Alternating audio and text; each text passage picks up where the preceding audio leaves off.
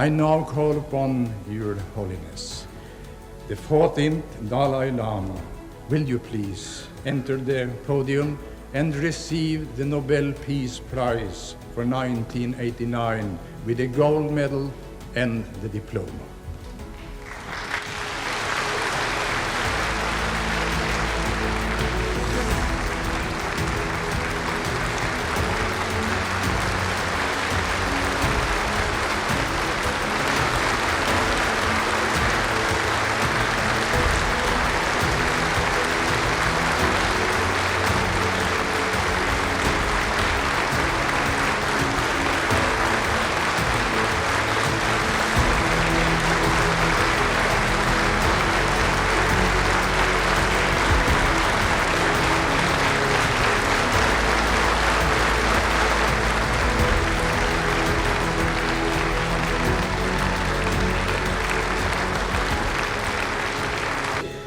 Your Majesty, members of the Nobel Committee, brothers and sisters, I am very happy to be here with you today to receive the Nobel Prize for Peace. I feel great honored, humbled, and deeply moved that you should give this important prize to a simple Buddhist monk of Tibet.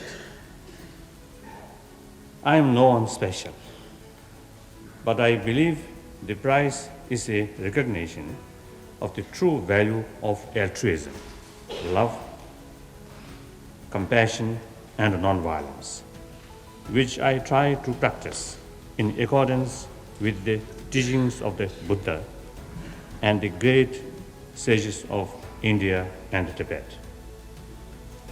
I accept the prize with profound gratitude on behalf of the oppressed everywhere and for all those who struggle for freedom and work for world peace. I accept it as a tribute to the men who founded the modern tradition of nonviolent action for change, Mahatma Gandhi, whose life taught and inspired me.